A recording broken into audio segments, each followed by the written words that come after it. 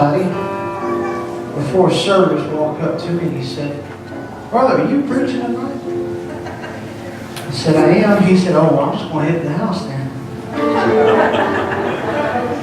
I said, "Well, if you'll back me up, I might talk faster and get a little bit excited anyway. You'll get home earlier anyhow." If you would turn with me to Exodus chapter 20.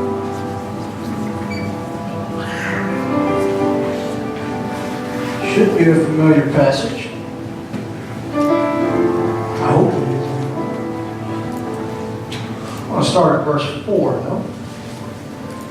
Somebody say amen when you got it. You really have it, or is it just up on the screen behind me? Amen.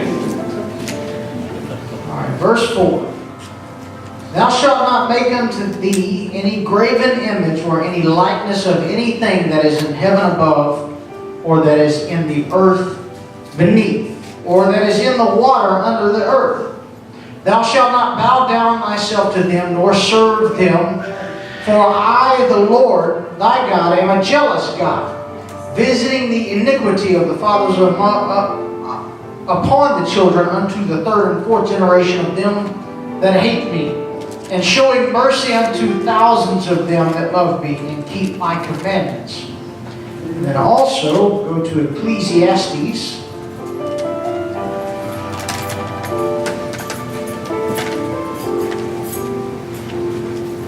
If you don't remember where that is, find Proverbs will be the next one. Chapter 1, verse 9. "The thing that hath been, it is that which shall be.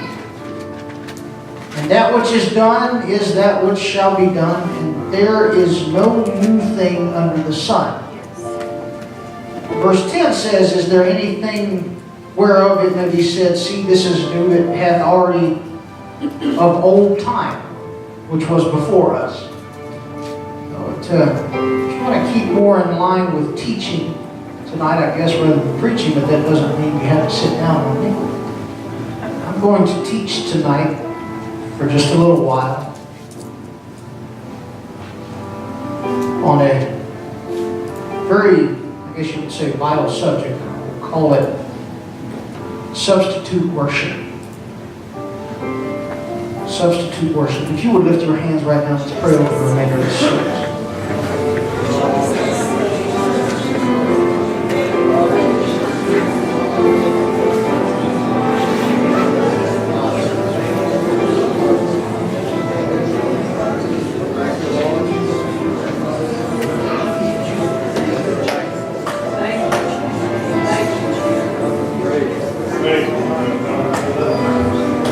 Why don't you clap your hands?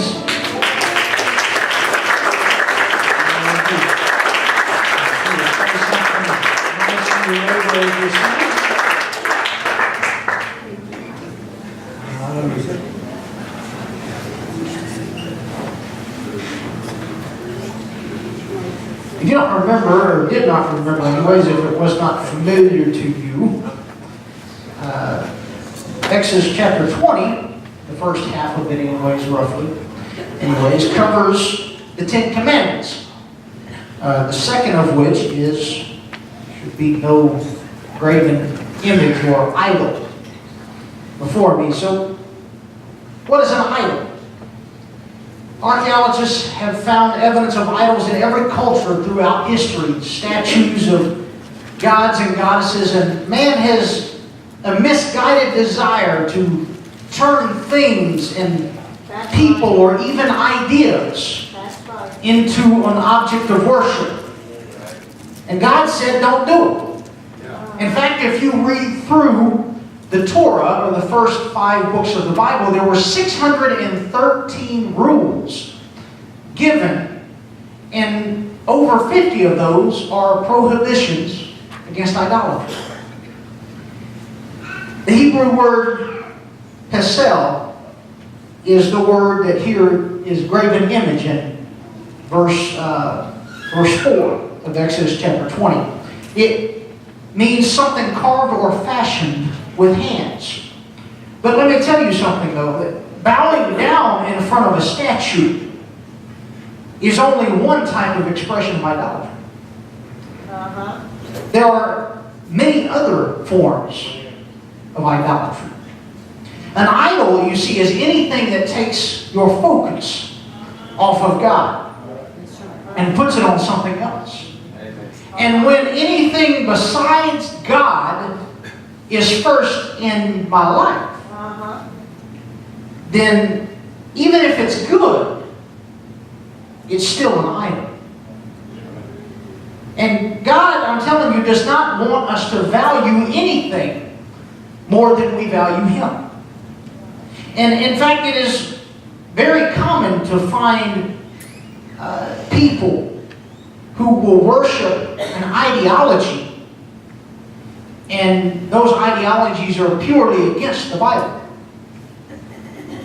And that is just as much idolatry to worship an ideology as is worshiping a statue. And if you look throughout history, there's various types of idols. Let's go back, I tell you what, let's go back to the Promised Land in Israel. A little quick history lesson. They were coming out of Egypt from the west. And the Egyptians themselves worshipped bukus of different gods. They had idols and images of these gods. They had them in their homes. They had them on top of their buildings. They had them tattooed on their bodies. They had them on their clothing. And if you in fact read about the 10 plagues that God sent on Egypt, if you think about it, they were all attacking the chief gods of Egyptian theology.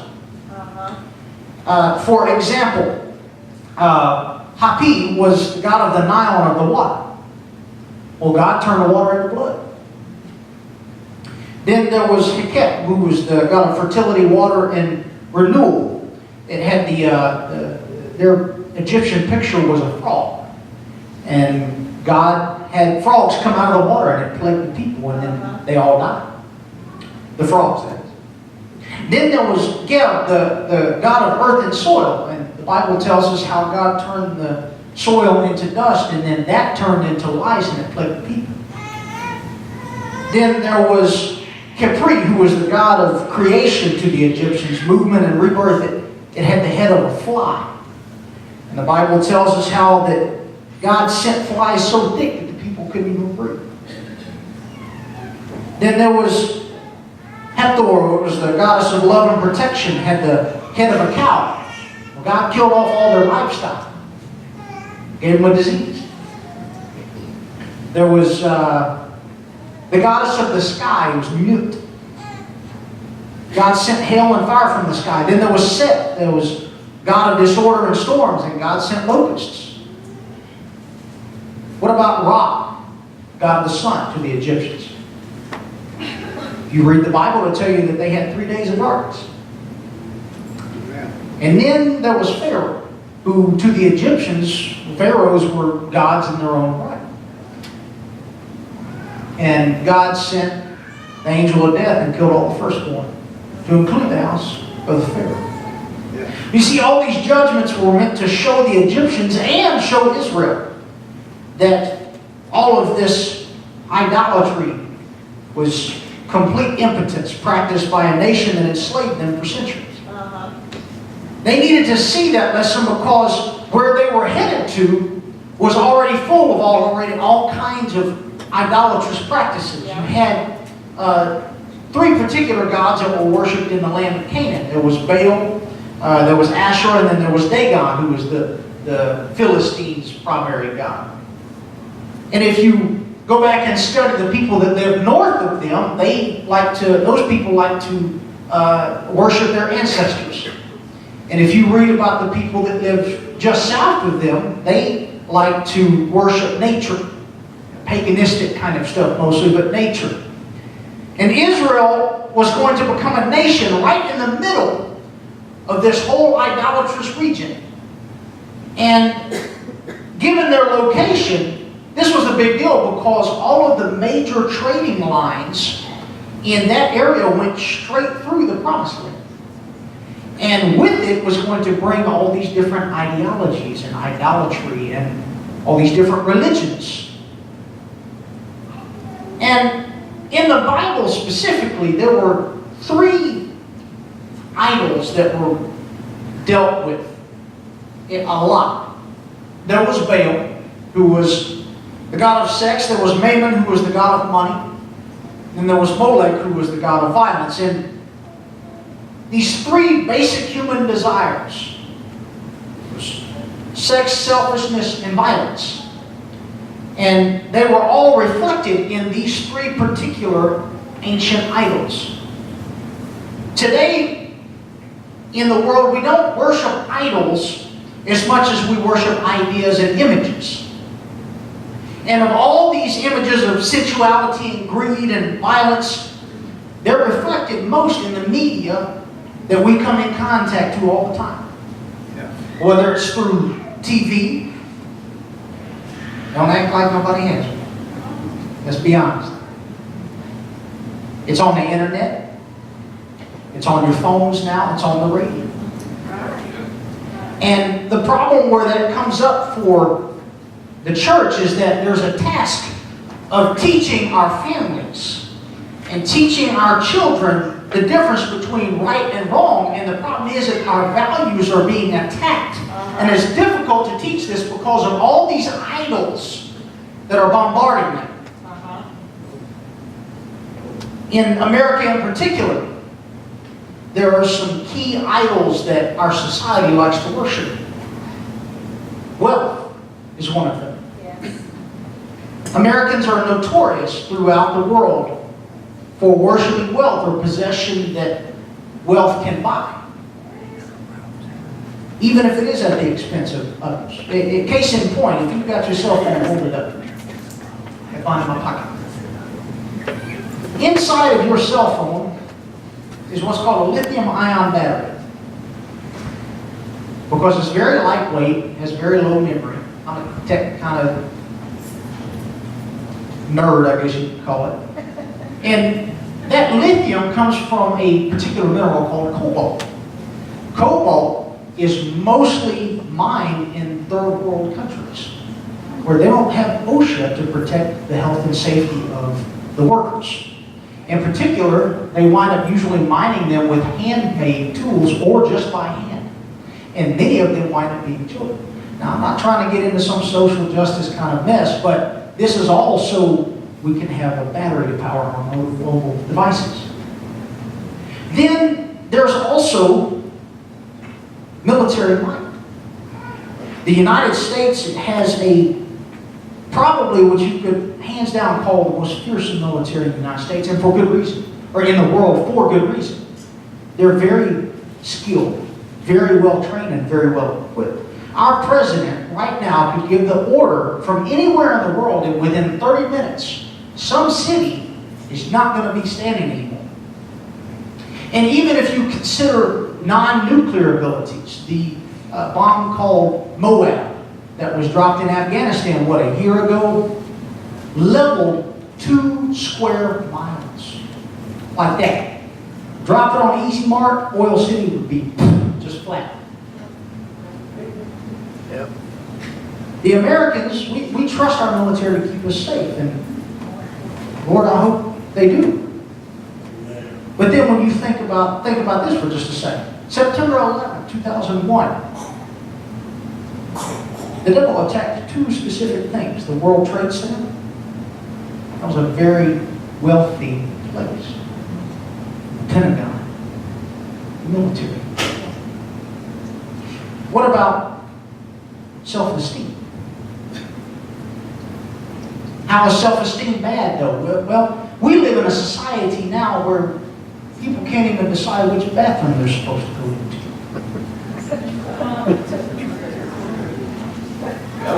Because we don't want to damage somebody's self-esteem. They don't give out trophies anymore for achievement because we don't want to hurt somebody's feelings. We create safe spaces now on college campuses, and they have safe words in case You might offend somebody. And on the flip side of that, we worship Hollywood, that is directly contributing to this worship of someone's self-esteem. And we're crippling an entire generation to the realities of life. Not to mention allowing them to believe lies that are going to send them to hell. Yeah, right. Hollywood directly contributes to this mess that they're promoting, this gross amount of sin that's on TV and radio stations and music, movies. What about sports? I'm a sports fan. I like to try to play. I mean, I'm good at everything I've ever tried to play, but college football, let's take that for example. You get a chance to this fall, drive through Baton Rouge. Or better yet, New Orleans. You're going to see some crazy people. They'll paint their bodies in team colors. They'll scream and pitch a fit and they'll do the wave. And just have a good old time. And if you had the opportunity and could take somebody who was standing around Mount Sinai and you could post them up on one of those stadiums and let them look over there, there's a real good chance they're going to say, you know what, they look like they're worshiping something. Amen. But you ask somebody to stand in church and clap their hands and worship, and it's a problem. That's right. Amen. What about politics? People have lost friends over elections. We trust in politicians to save us. People give money to their campaigns. They'll argue and lose friendships over the issues. And in the meantime, we have a society that will turn their faces from the flaws in a candidate simply because of party affiliation sometimes. Yeah. Amen. And they'll vote for them knowing that they're going to do something that in their heart they know isn't right. But we'll put the money towards that. But if you ask somebody to give to missions, it's a problem. Yeah. Amen. We worship treasures in this society. What do we give our money to? You know what? If everyone in here could have their tithing statement, let's just be frank, projected on this projector up behind me, would you be proud of it?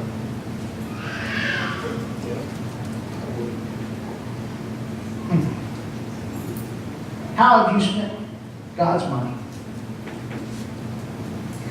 This is real frank tonight, but I'm trying to help somebody, okay? Amen. Be quiet on me if you want to, that's fine. But let's just be honest. It's God's money. The paper and ink that's in your wallet or perhaps in a digital form in a bank, it all belongs to God. Amen. So where are you spending God's treasure?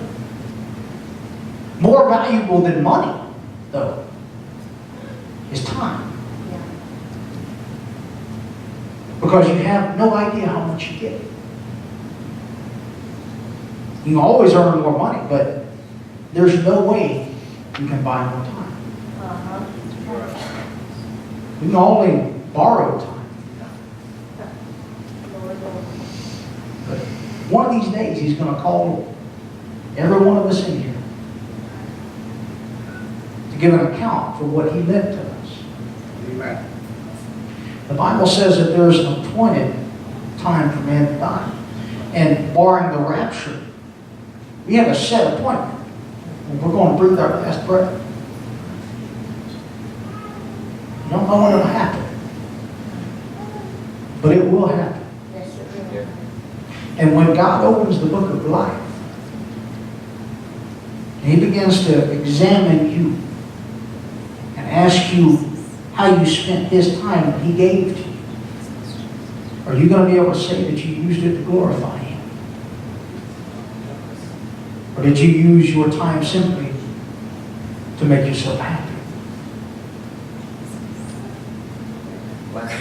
How we spend our time is one of the primary ways that we show not only God, but it's a primary way that we show the entire world around us what we really worship. Amen. What about talent? God has given giftings and talents that are meant to enrich the kingdom, not ourselves. Some people that are gifted musically, some that are gifted with intelligence, and some that are artistic, and some people that are just good at working hard. Some that have huge capabilities for just winning people. And when we use God-given giftings to make ourselves rich and famous instead of using them to help others see the truth, that's one of the most tragic forms of idolatry that you can find. One day we're going to stand before Him and give an account of how we use our time, our treasure, and talent. God's commandment against idolatry was aimed directly at the human tendency to take matters of right and wrong into our own hands. This was idolatry in its purest form. When a person chooses a lifestyle that violates the moral will of God, they're erecting an idol fashioned by their own hands and making God over in their own image so that they won't feel condemned by His commandments. The second commandment was really a reiteration, if you think about it, of a commandment that God had already given to Adam and Eve. Go back to Genesis chapter 2, verse 16 and 17. The Lord God commanded the man, saying, "Of every tree of the garden thou mayest freely eat, but of the tree of the knowledge of good and evil thou shalt not eat of it, for in the day that thou eatest thereof thou shalt surely die." God was prohibiting man from meddling with morality. They weren't to change in any way what God had declared to be right and wrong. Mankind's moral code is off limits to us, according to God. And yet the devil tries to portray God as the taker when He's really the giver. You see, you have to notice that before God gave Adam and Eve prohibition, He gave them permission. He was saying, enjoy everything that I have created, but it's not okay for you to try to circumvent my authority. It's not okay for you to try to bypass my rightful place. James 1 and 17 said, every good gift and every perfect gift is from above, and cometh down from the Father of lights, with whom is no variableness, neither shadow of turning. You hear about this thing nowadays in the media in American society, not just American society. You keep hearing this term called alternative lifestyle. People are sure that if the Bible restricts us from any pleasure, then it must restrict us from all pleasure. Well, if you get a chance sometime or other, just go read through Song of Solomon. Let's be honest. Okay, but in that book, it was only God's moral way within a marriage between one man and one woman. Amen. Eve was tempted to become like God because if she was a God, then she could make her own rules. The second commandment tells us, though, that God is jealous. He's not going to allow substitutes for Himself. Why? It's not because He's insecure. It's not because God's insane. He's not possessive. But it's because He's devoted. Amen.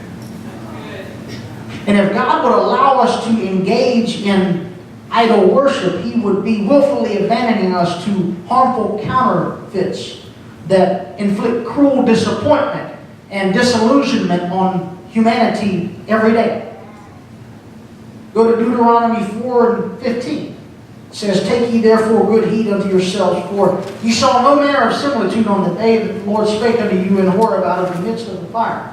Lest ye corrupt yourselves, and make you a graven image, the similitude of any figure, the likeness of male or female." We can't worship substitutes. That's right. There are some things that it'll do to you when you do. Idols will disappoint you. Jeremiah 10:14 said, "Every man is brutish in his knowledge.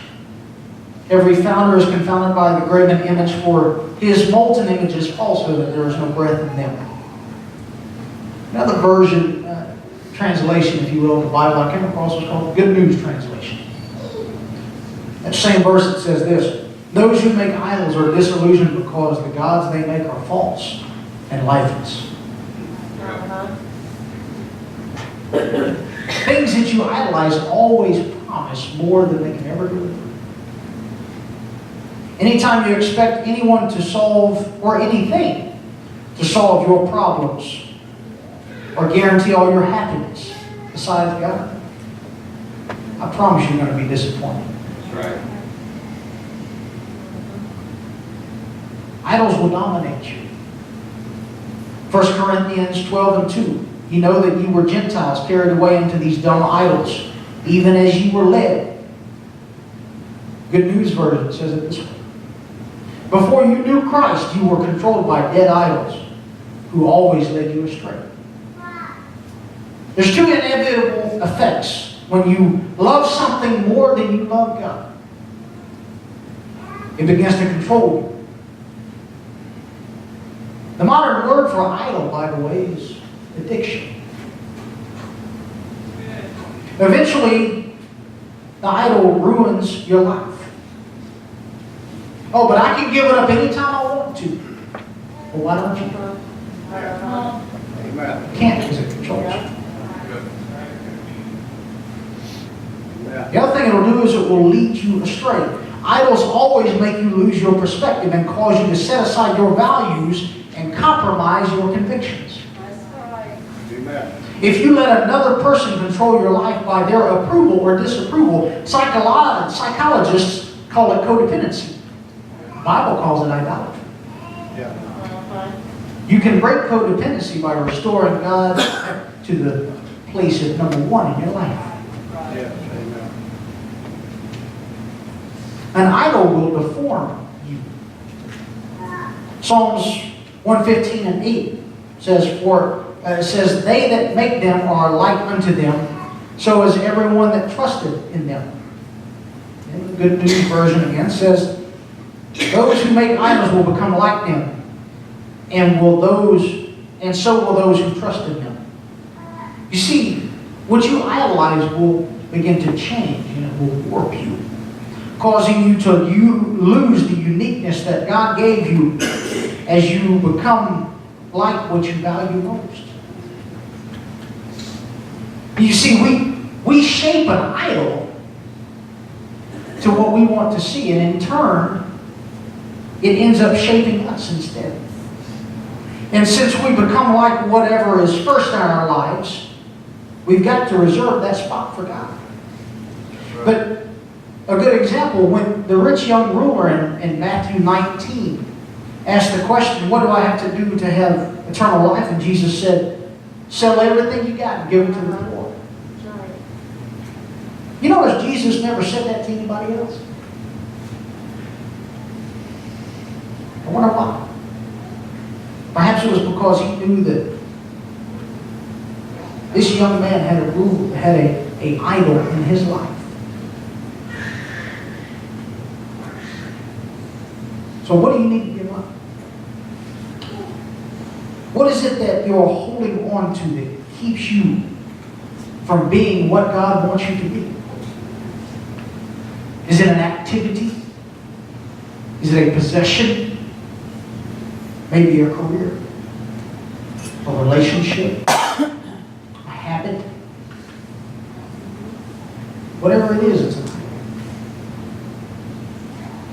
And if God's Word advises you to give up something you can't let go of it, you don't own it. It owns you. Amen. Right. You ever thought about how small a $50 bill looks in a grocery store? And how big it looks in an offering plate?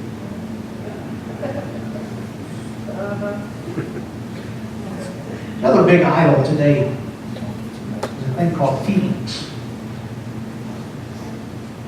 Psychology says that feelings, or gives feeling a respectability and significance that is beyond their due. Your feelings can be irrational, changeable, unpredictable, even incomprehensible. They can be confused with moods, which are sometimes merely the product of indigestion, insufficient sleep, and maybe even a bad hair day. When major decisions and actions are based primarily on feelings, there's a lot of damage that happens as a result. The idolatry of feelings become evident as we bow down to them as facts, as though feeling something actually made it the truth. People who marinate in their feelings are worshiping idols. When anything but God becomes the endpoint of your attentions and activities, that's idolatry. And this substitute will damage you. Many marriages are broken up today simply because one partner has decided that they're just not happy anymore. As if this negated their wedding vows. Yeah. Amen. The children often then are exposed to unusual dating patterns of their parents. And statistics show that this puts them at a higher risk of being sexually active at a younger age. Like every sin of idolatry, this sin visits the iniquity of the parents upon the children through succeeding generations. Once we seek stimulation as an endpoint in life, when it fails, we can medicate ourselves to achieve greater stimulation or to survive our disappointment or feeling of meaninglessness. That's where addiction comes from. Yeah. Addictions are short-term answers to timeless problems. Laws, morals, commitments, obligations, values, relationships, love are all sacrificed to create a feeling. There's a few reasons why we worship idols. Number one, we're trying to limit God's location. If I could just contain God to a statue, or better yet, if I could just contain Him to the four walls of church building, then He would be a little less. I could leave Him behind when I don't want Him behind. I don't want God going everywhere I go. I don't want God seeing everything that I do. But guess what? He does anyway.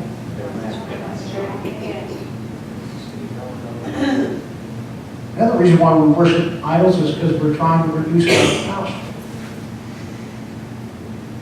If I could just keep God bottled up in a four-wall building, then maybe He'd be a little less imposing, a little less threatening, more convenient. He'd be more manageable.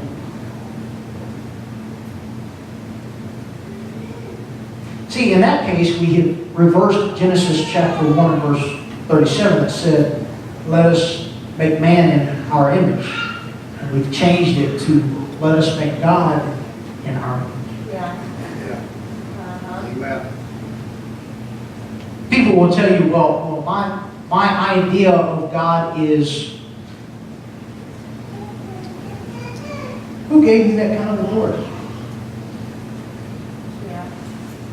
It's It's a whole lot easier for me to just change my image of God, though, than it is for me to let God change my image. A lot of people change their theology, in fact, because they can't justify their lifestyle in any other way.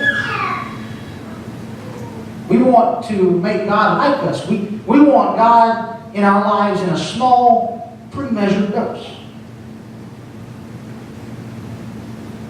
I want God to bless me, but I don't want Him to run my life. God called that idolatry. Another way is we're attempting to control God. If I could just keep God at church, then I can manipulate God. But with an idol, the worshiper is more controlled than the thing being worshipped. Many adults also try to demand things of God. We can't manipulate God, though. We have to worship Him instead. There are some benefits that come with it when you put God first in your life. It'll delight you. Psalms 37:4 said, "Delight thyself also in the Lord, and He shall give thee the desires of thine heart." The Great News Version said, "Seek your happiness in the Lord, and He will give you your heart's desire." A good example of that, is there anybody in here that can testify that when He sets you free, that you are free indeed? Absolutely.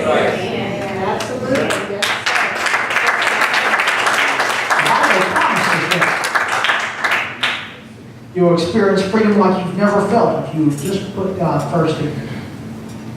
You no longer have to worry about the expectation or the approvals of others because you're only focused on pleasing God. Live your life for an audience of one, not an audience of many. Yes. Let me tell you something. God will set you free of your past, your present habits, and your future worries. That's right. That's real freedom, folks. Yeah. Something else it'll do whenever you worship God is it will develop you. 2 Corinthians 3:18 said, "But we all with open face beholding as in a glass the glory of the Lord are changed into the same image from glory to glory, even as by the Spirit of the Lord." In the Living Bible, this was the other translation I looked at here, said, "As the Spirit of the Lord works with us, we become more and more like Him." You see, when I put God first, I become the unique person that God really meant for me to be. Because you become like what you love. Your family won't reach its full potential until you put God first. It's not easy, though, to build a life on God's values when everyone else in society is saying, this is what you should be trying to go for.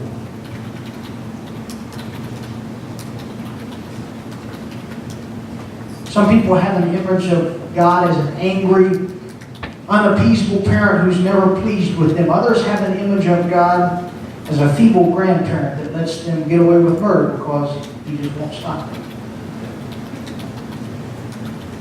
All of those are false images.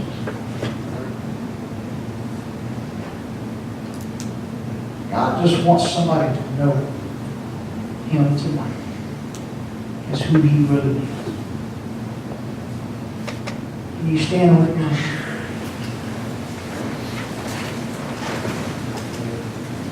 How else do we know what God's really like? And to get to know who Jesus is. Colossians 1:15, the New Living Translation said, "Christ is the visible image of the invisible God." Let me tell you something. You can only put God first in your life when you're willing to live by His Word and follow the plan of salvation that delivers you from the substitutes. And that's not to fit God into this little image of, well, we're going to make God personal Savior. How can you make a God who's holy your personal Savior when we're imperfect beings? Not that He didn't build us right, but we're full of it. You've got to be baptized, you've got to repent, be baptized, and be filled with the Holy Ghost. And that gets you started in the right direction. Yes, it does. 1 John 5:21 said, little children, keep yourselves from idols. Folks, we can't worship substitutes. You lift your hands right now. Thank you, Lord. Thank you, Lord. Thank you, Lord. Is there anybody in this place that you've started to realize that there are some things that you've been putting ahead of God in your life? There are some things that you've been allowing to consume your time, and it's affected your walk with God.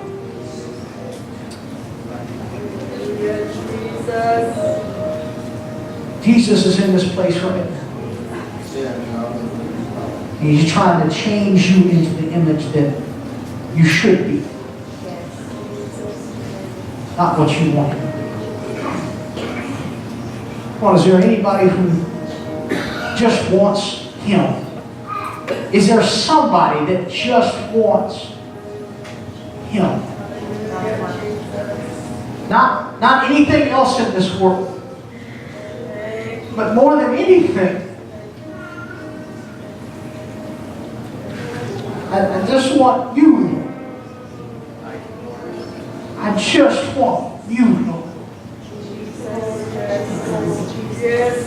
I just want you.